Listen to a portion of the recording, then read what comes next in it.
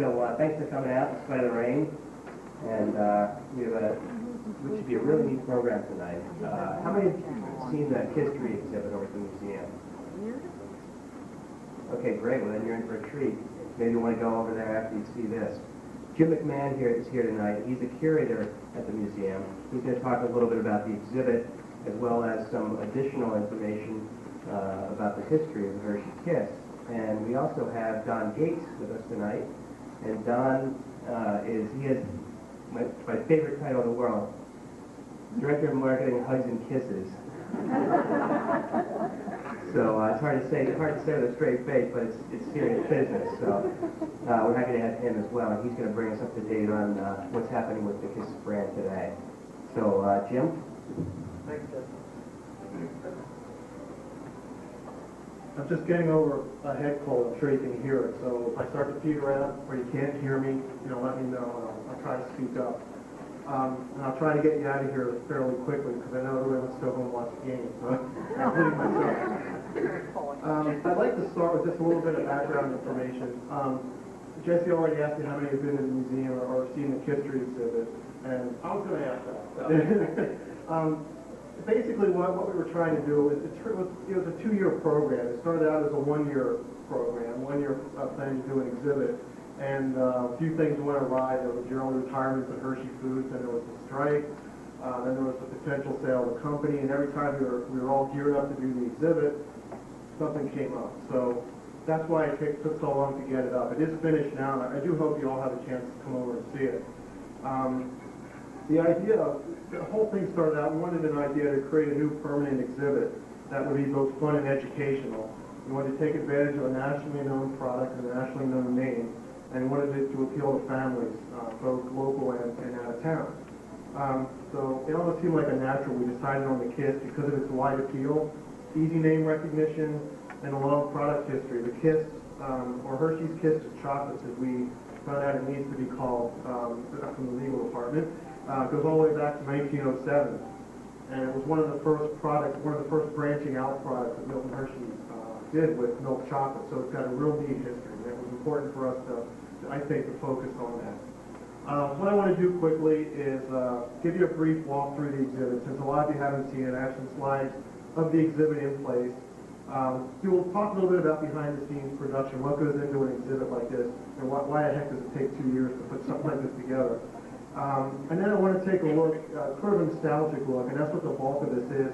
It's stuff that didn't make it into the exhibit. Whenever you do an exhibit, you do all kind of research, and frankly, you could write a book on what you do. But an exhibit is just one interpretive tool of all that work that you do. So this is a nice chance to pull out some of this product packaging and old salesman circulars and some really neat stuff from the 30s, pretty much through the 50s and 60s that you wouldn't get to see otherwise. And it's fun to take a look at. I have a bunch of things here back on the table. You can take a look at them when I'm done, or not. But what it basically is storyboards. When we first started the process, we worked with an outside consultant, and it was everything from colors, what goes good with what's vibrant, what's fun, what's exciting, mock-ups for labels, mock-ups for label panels, full size. We didn't use this one because it has a typo in it. And then just stuff like this, the designers would put together from CAD drawings. That's the stuff we'd work off of, and if we had comments or changes, we'd write them right on here and send them back. And stuff like this to get an idea what drawings and spaces and things would look like together. So this is a few of them. These aren't the good ones. The fun ones are back here on the table. And they're mounted on cardboard, a lot easier to see. So take a look at them if you have a chance. Okay. Each section in the exhibit, well, the exhibit floor, if you've been there, it's full. We've been there since 1938. The place is full. We don't have enough space. And you all heard about our potential moving and looking at sites, and that's still something we're looking at. But in the meantime, we wanted to do this exhibit, and where the heck are we going to put this thing? So what we did, we carved some space out of an existing exhibit, the one called Bill on Chocolate, which is in the front. The problem with that space was it meant that people could enter or exit from either end. So it had to be organized on a basis that made sense whether you came in from the front or you came in from the back. So the logical solution was chronology. chronological organization. It's divided into 4 sections. Each section includes what we call a period icon. And what that is a representation of people with the product and period wrapping. I'll show you some quick slides of that to give you an idea what I'm talking about. And to help visitors find this new exhibit, we decided to use bold wall colors. You'll see that. New floor treatments, something called floor bow. Instead of having 1-foot tile squares or something like that, it's a floor laminate. It's pretty sharp. And banners. And we use the banners. So let me get started with these slides and we'll run through them.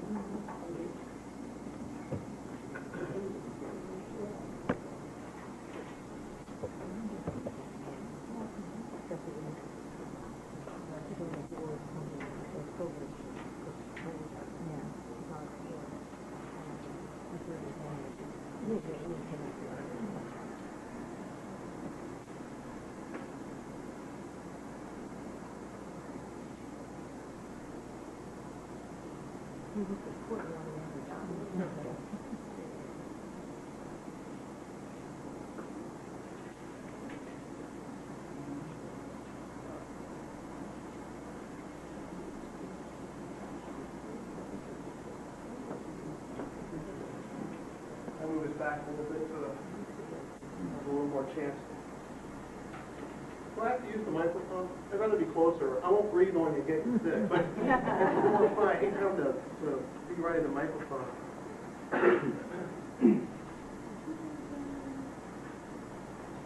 Everybody see him okay? This is the entrance to the exhibit. You come in our main gallery. This is right in the front. Some of these are dark. Of course, the museum's dark. We have controlled lighting. That's why.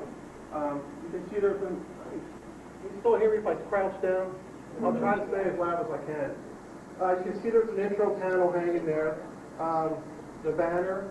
There's a KISS street light. We have a street light at either end of the exhibit. This one is one of the silver ones with the plume. There's a dark unwrapped one at the other end. And they're actual shrouds. We got them from Hershey Foods. And everything is repeated at each end since you can enter from either end. This is the first label. This is the intro label. I'm not going to read it to you. I want you to come to the museum and see it. But to give you an idea, the idea was to make it fun, bright, exciting. We developed the logo. You can see it up in the upper left-hand corner. And we used the logo off some of the packaging at Kiss for You because that's a really recognizable Hershey Kiss sort of symbol. And you go to Chocolate World, you can see it on all kind of advertising, all kind of promotional things. And we thought it really lent itself well to the visitors, and it's really eye-catching. This is that banner I was telling you about. Again, you can see everything's repeated on it. The logo and the kisses, the kisses falling, all that kind of stuff. This is a schematic of the shrouds for the KISS lights. The reason I put this in here, there's so much that goes into this, you won't believe it.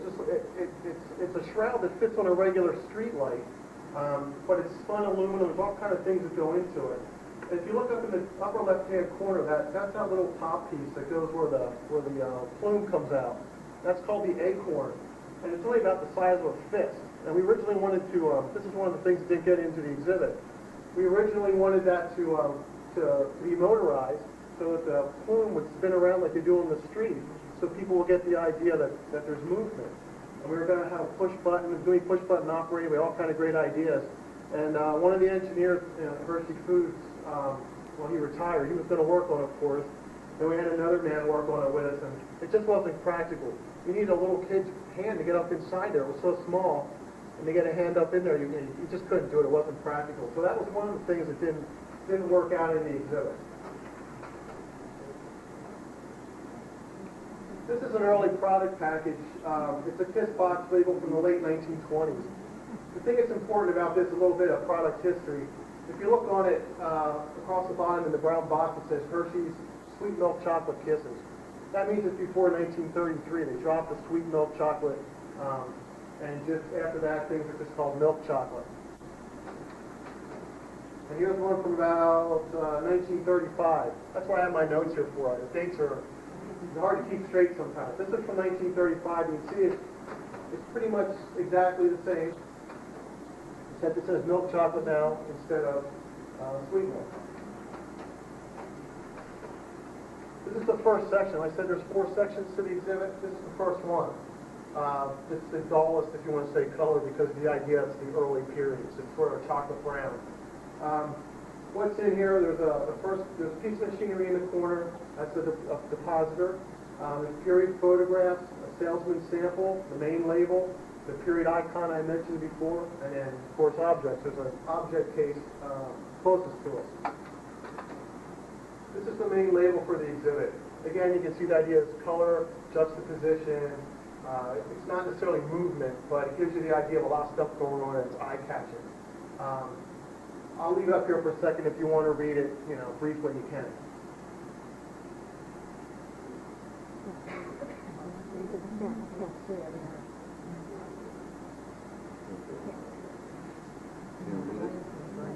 Okay, I'm going to go now. You can finish it at the museum. I expect to see you all. This is the period icon I was talking about. The idea was to give a flavor. This is 1907 through the 20s. Kiss, like I said, started in 1907. Kind of a romantic Rudolph Valentino style of movie kind of pose. And what we did was try to get a period packaging and have it in each one. So you can see that one that's in there is that. This is the idea of the work in progress. I sort of told you about some of the behind-the-scenes stuff. This is how it started out. It doesn't always end up looking the way you think it's going to. But that's how it started out. This one stayed pretty close to form. This is the depositor I was talking about. It's a brown machine. Basically, it has a patent date of 1905 on it. It's probably original to the factory. And it was used for other things besides dropping kisses. We converted it back to kiss dropping. Basically, the machine heats the chocolate paste to a precise temperature, drops it onto the belt, why it's called depositor, and then the moving conveyor belt takes them to be wrapped, packed, and weighed. This one's an operating machine. So that little gray box in the front, that's a push button. You can push the button to operate the machine. And we get about 110,000 visitors a year, so it had to be protected from cancer. That's why the Lexan barrier is around it. It's not just plexiglass, it's Lexan, which it's like super plexiglass. It's what they use on television windows. It's bulletproof. It should last. This next slide is a salesman's sample book. It dates from about 1950. And you can see already, Milton Hershey, when he first started out in Lancaster, was making all kinds of chocolate novelties. And I think the one book we have, a recipe book, has over 140 different novelties in it. By the time of the teens, he had streamlined his production to just a few items. And the important thing about this, if you look at them, they all have the maroon and silver label. We already realized the importance of a coherent, recognizable product package. And on the left, you can see is the kiss box. That's the same kiss box that's in the icon for that period. If you look at the bowl, you'll see there's no plumes. There were no plumes until 1921. So that's just a hand-wrapped foil kiss. That's just a close-up of that section. It's a little clearer. And again, you can see how the kisses are no plumes. This is the artifact case for that section. And what's in the front lower right corner are product tissues, which I'm going to talk about in a minute, early packaging, and the 3 little stands on the left side are kiss-shaped products that eventually were discontinued. Kiss wasn't the first one, and it wasn't the last one. It's the one that lasted. And that's an important story. Here's the tissues. What we did here, there's actually, I've never seen a kiss tissue, so I started doing this work. They're just tissue paper that are printed, the advertisements printed on it. And Milton Hershey, being a smart guy that he was, always thinking, always advertising. Each one of these, you can see, are placed on the bottom of a kiss, and then it was wrapped by hand in foil. So the drawback to that, of course, is you didn't know it was a Hershey kiss until you opened it up, because it wasn't the familiar plume that we see now. But the smart thing about it was when you opened it up, it was advertising all those other products on it. There's only 4 that I've ever seen. They're out of the Hershey Community Archives. And this is one of them. Gives you an idea exactly what they look like. They're only about 1 inch square. So this is the original one. What I did was take the original one. This is another behind-the-scenes thing with an exhibit. We took the original one, scanned it on a computer, copied it to a sheet of paper, and then printed them out right on our printers. So it makes it look like we had a whole stack of them. And then when we did it in the exhibit, we could sit them out like that. And some of you probably know the story about the women in the factory early on having trouble, and they are thin. They're like tissue paper. And you can only imagine what it was like doing piecework and trying to get those on the kits. And they lick their finger, pick one up, stick it on the kits. Urban myth, I don't know, but it's a neat story. Just from seeing it, I can't imagine how else to do it. So anyway, the one that we had out there was Hershey's. It says, it's a little tough to read. It says Hershey's Milk Made Kisses. This one says Hershey's Cocoa. This one's Used Hershey's Cocoa. And this one says Open Here Hershey's, sort of unlock it. This is the, if you remember in the picture in that artifact case, there was a kiss bucket in there. Excuse me. The reason I have this up, if you take a look at it, I mentioned before about the milk chocolate and the sweet milk chocolate. Product produced before 1928 is marked Hershey Chocolate Company. So this dates from probably somewhere in the 20s. It's got the sweet milk chocolate, so I know it's before 33. It says company and not corporation, so I know it's before 1928. This probably dates from somewhere in the mid-20s. Here's the first, one of the early advertising pieces that actually shows the plume. In 1921, Hershey began machine wrapping kisses with a plume extending from the product. And here they are. This dates from about 1921. This allowed the consumer to identify the product before unwrapping it, like I mentioned before. Now you know it's a Hershey kiss before you unwrap it. I mentioned also a few variations on the kiss, ones that either came before, during, or even after. Briefly, chocolate sweethearts are the first one. Milton Hershey actually started making those in Lancaster. It was a kiss-shaped product, a conical-shaped product. It wasn't a milk chocolate product. It was a sweet milk chocolate product, not made with milk. This is that was the end of a packing box. This is actually a consumer box, and you can see the little hearts on it. Thank you. That's helpful.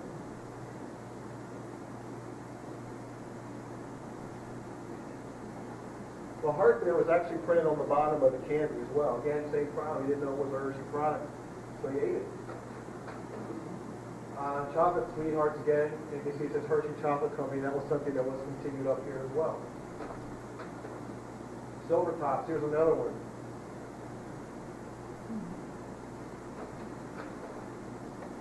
Kind of neat. You'll see a lot of Hershey boxes. You've probably seen kiss boxes, a myriad of other boxes like this. Pretty unusual to see something that says Hershey Silver Tops on it. Another one with silver points. This one it was kind of fun. A lot of these things at the archives are date stamped. This is actually date stamped clockwise up in starting in the upper left-hand corner, 1936. The one in the upper right, 1941. Lower right, 41. And lower left, 41. Lower right, 1938. So they're around for a long time. Here's just another neat label. This is the kind of stuff that didn't make it in the exhibit. It's fun to show. I mean, the red colors on this, it's really vibrant and colorful. And again, if this is for something else, this one's called Liberty Bell. Liberty Bells, again, looks all like that kiss bucket label. Hershey Chocolate Company from the 20s, right out the mid-20s. Liberty Bell, 2 for a penny, point of purchase, retail marker. This one's kind of fun. I want to take a minute to tell you about this one. It's hard to see on this slide because the original picture wasn't so good, but it's from about 1920. We actually have this point of purchase display in the museum. We only have the back part. We don't have the front pieces. But some of the things it says is a meal in itself and the perfect health food contains great amount of nourishment. Kind of fun. The piece in the lower left corner that says Hershey's Kisses, I don't know if you remember it or not, but in the first slide I showed you of the case, that was sitting in the back corner. We do have that little piece, but the rest of it we don't have. Here's a promotion from 1920. The girl's identified as ballerina Catherine Stuber Kinsey. That's all it said on the picture. But it's that same poster that you saw in the picture before. I don't know what the promotion was, what the idea was, whatever happened with it. There's a series of about 4 shots here. I just want to let you know.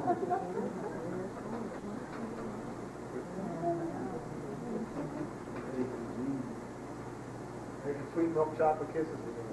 You know when that's from then. Second section. This goes from 1933 to 1950. What we have here on the right is a storefront window. There's a main label, period icon, and objects again. This is the main label. I'm gonna cruise past these, and if you like I say, come to the museum, please, and read them, or you can look through our notes over here that I have, and you can read them in a little more detail. Again, same idea, lots of activity, lots of color, lots of things being placed over top of each other. This is the icon from the 50s, a boy and a girl on a bike, racing on their tricycle, holding a period package.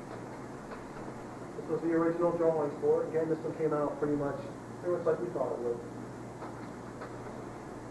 This is the storefront window. The idea was to create something reminiscent of a 1930s storefront where you just have all the fancy stuff in it. I overexposed this one a little bit just so you can see what was around it. This is the drawing for it from the designers. This was the original drawing we worked off of, with all the notations and the color swatches on it. This is what the poster looks like. I tried to zero in on it so you can see it a little better. This dates from about 1930.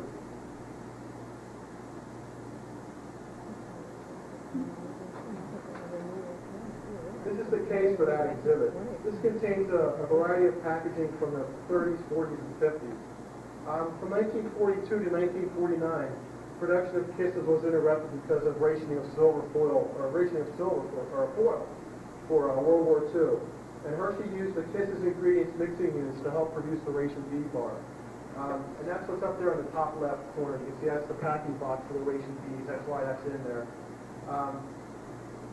On June 9, 1941, Hershey introduced its first in favor and flavor slogan. That's on the top right box that's sticking up. It says Hershey first in favor and flavor. And that remained in use to the mid-1960s. Down in the lower right-hand corner is a 10-cent and a 5-cent box, which was the staple of production during that time for consumers. That's just a close-up of it. This packaging is kind of interesting. Again, we're back at a Kiss for You package. I showed you those labels and how we use that image on our banners and things. If you look carefully at the small white box in the corner, originally the space was used to show the item count and the size. And between 1933 and 1935, Hershey used that space to display the National Recovery Administration Blue Eagle. That was one of the WPA projects of President Roosevelt. And Hershey proudly participated in that. And as you can see, it was shown right on the product. Hershey received 5 Army Navy E awards during the war. I'm not going to show you one of those, but later on it mentions it. And they're also proud of that. You can find that on packaging as well. Here's just another example. Here's a label, another label, a little different, but again, there's the NRA Blue Eagle. Again, that's between 33 and 35. This particular one, since it says sweet milk chocolate on it, we can almost date that to the year. It's got to be 1933. Kisses also came in cellophane bags all the way up through the 70s. And here's one that has the NRA Eagle on it as well. This one's kind of fun. For a while, Hershey even used that little white space to display an endorsement from the American Medical Association Committee on Foods. I'm not sure how long that was on, but we have a few examples of that. I threw this in here. This is Kiss wrapping in the 1930s. We're going to see in a couple minutes. I have Kiss wrapping from the 60s, and it doesn't look that much different. This is sorting and weighing. It's a little different. You'll see later, but that's kind of a neat picture. You can see the Kiss buckets in the background. I threw this in because I thought it was kind of fun. These are storefront displays that, of course, we didn't use them in the exhibit, but they provided the idea for creating that one poster front window I showed you. I have about 6 of these. I'm going to go through them kind of quickly, but it gives you an idea I know I always see it in the old movies with nice fancy old store displays. This is Wilmington, March 1936. This one here is from the Leon Johnson store, Shreveport, Pennsylvania, 1936. And if you look closely in the right corner, it says up here, best for the children. Our legal part, department doesn't like all this. It's historic. This is F.W. Woolworth store, New York City, 1936. That's kind of neat with the clock in it and stuff. This is a DuPont display, 1936. This one's called Pennsylvania Prosperity from Johnstown, PA, 1939. And this is the whole picture. I don't know if Pennsylvania Prosperity was just supposed to be a Hershey, or if there were other windows down the street, or what the story was. But if you look at that picture, the whole picture is this. So I don't know if Hershey was Pennsylvania Prosperity or what they were trying to prove there. But that's kind of neat. Nice corner shot. This one's F.W. Woolworth, Church Street, New York City, 1941. Imagine it's around Christmas time. This one's just marked Scranton, PA. And this one is San Francisco, no danger.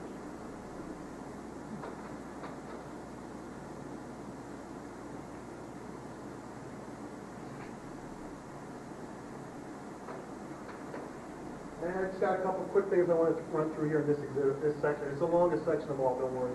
And it's the most neat things, the 30s through the 50s seem to be the period best documented in the archival pieces. This is pretty neat. This is from Christmas 1930. That's a neat image up there in the little. This one here is a point of purchase counter display, about 1931. Again, you got the sweet milk chocolate. And again, I mentioned the identification tag of the plume.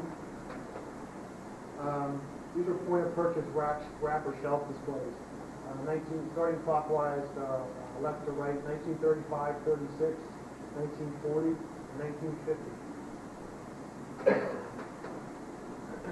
This one's the Salesman Circular Mother's Day, 1953. This is a vending machine advertisement from 1953. Packaged right, priced right, sells on site.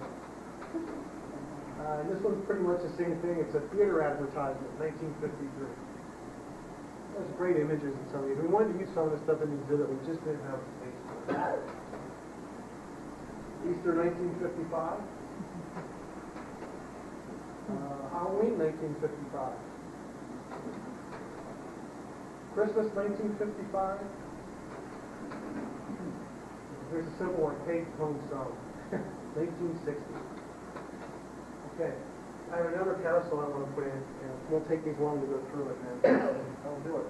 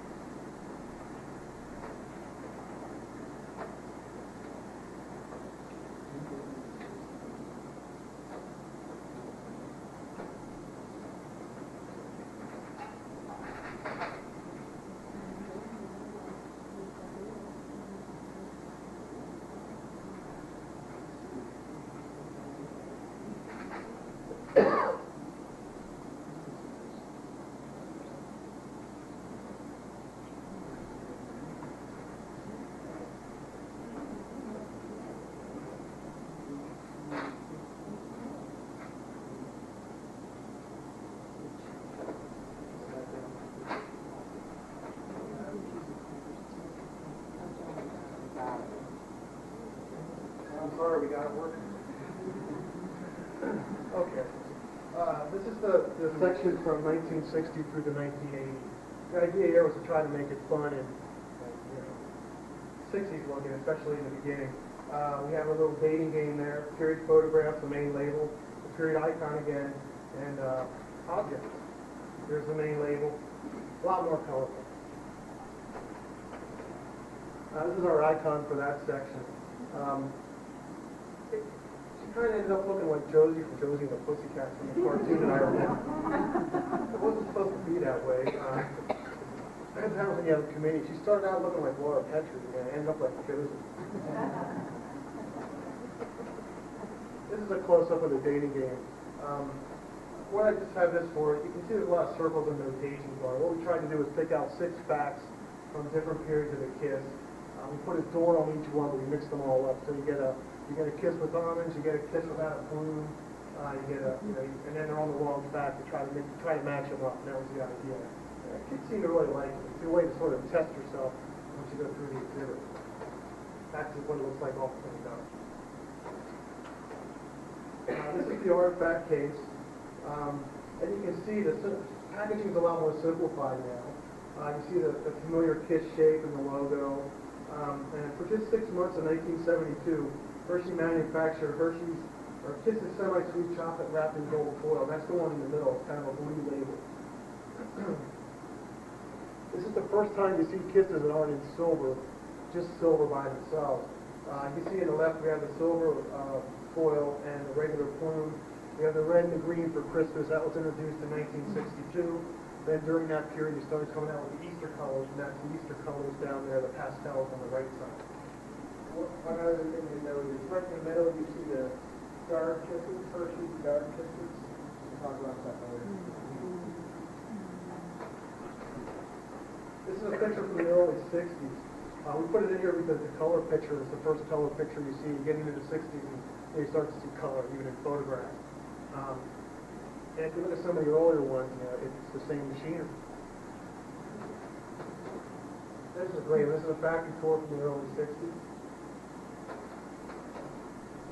Another tour from the early 60s. Kiss inspection. This is about 1970. And this is the ultimate icon, the Hershey Kiss wedding at the Kissing Tower. Summer of 1975, Leanne Hatfield and Wayne Barr were married at the Kissing Tower. It's only that one in color. Here's some more salesman circulars I just wanted to run by quick. Christmas 1962. This is the first introduction of the red and green kiss. It's the first departure from the traditional silver wrapped kiss. That's what the bag would have looked like. Hershey with a new twist. Halloween 1965. Same thing, Halloween 65. Halloween 1968. You see the interesting way the kisses were wrapped. I was reading an oral history about that, how it wasn't too successful. But it was kind of a neat idea. Here, people didn't identify it as a kiss because there wasn't any silver with it. This one's from 1970. The counts had all that yellow submarine stuff. That's the back side of it. And the thing about this is kind of interesting. If you look at that package of kisses in the middle, this is from 1970, and again, except for in recent years, with a little bit of addition of coloring and things that are happening now. Until very recently, that's pretty much what it looked like. Yeah, I think it's fun one. It's a Christmas 1970 of the snowman.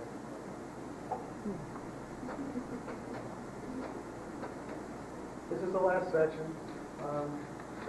Again, we have what we call the golden kiss there in the middle. There's a plasma screen TV on the right. You can just barely see it. That's that silver bar.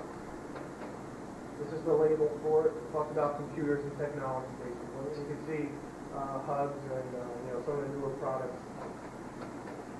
This is the icon for the period. Kids on rollerblades, sharing their kisses to go. This was the original concept, skateboarding. This is a close-up of that kiss. Excuse me. This was used to introduce the Kisses with Almonds on September 18th, 1990. It was dropped from the top of the flagpole at One Times Square. The original Kisses were introduced in 1907, the same year the ball was dropped from Times Square for the first time. That was the tie-in. There it is, way, way up on top of the flagpole of Times Square. This again is September of 1990. There's a little bit closer view of it. when they were putting it together, it was made in New York City.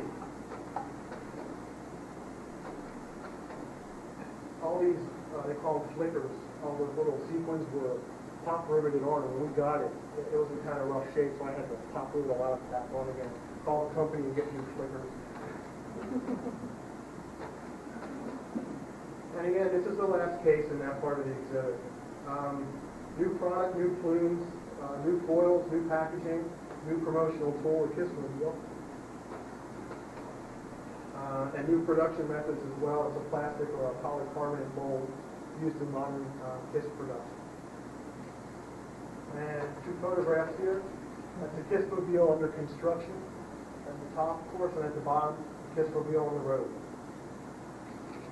Now, I'm just going to take a real quick, I'm done with the exhibit, I'm going to take five more minutes of your time. I want to run through some product packaging, and what you recognize is great, and what you don't, that's okay too. Fancy embossed box from the early 20s. Sweet milk chocolate kisses, Hershey Chocolate Company, late 1920s. This is about 1940. Hershey eliminated all embossing in 1951, so you're not going to see any more embossed labels after this. This is just a regular label, standard label, 1925. Sweet milk chocolate kisses for Christmas. There's Easter about 1930. There's Easter about 1938. Again, these are ones that didn't make it in the exhibit. And the graphics on these are so neat. Christmas 1939. Christmas 1940. Easter 1940. Easter 1951. Those two rabbits. Standard box from 1952. The earlier ones you noticed were paper. They were wrapped over the boxes, printed right on the box. 1971, printed right on the box. A cellophane bag. And guess what year that is? 71. That's it. It's a quick run through, but I do hope you take the time to stop by the museum and take a look at that exhibit and the rest of the things that we have going on. We're always busy, there's always stuff happening, so please stop by. Anyone have any questions for Jim? Jim, why did they add the plume in the first place? What was their thinking back then to add the plume onto the KISS? Yeah, it was to identify the product. One thing I did include here, because out at the archives, they have a whole bunch of information on copycat packaging and stuff. Oh. And there's all these lawsuits and things, especially from the 20s and the teens, about people trying to make other products. There were torpedoes and all kinds of things that looked like a Hershey Kiss. Okay. And the idea was, you didn't know it was a Kiss product until you bought it and opened it. This way, all you knew was a Kiss. It was printed on the outside of the candy. That was a way to identify it. And you couldn't do it until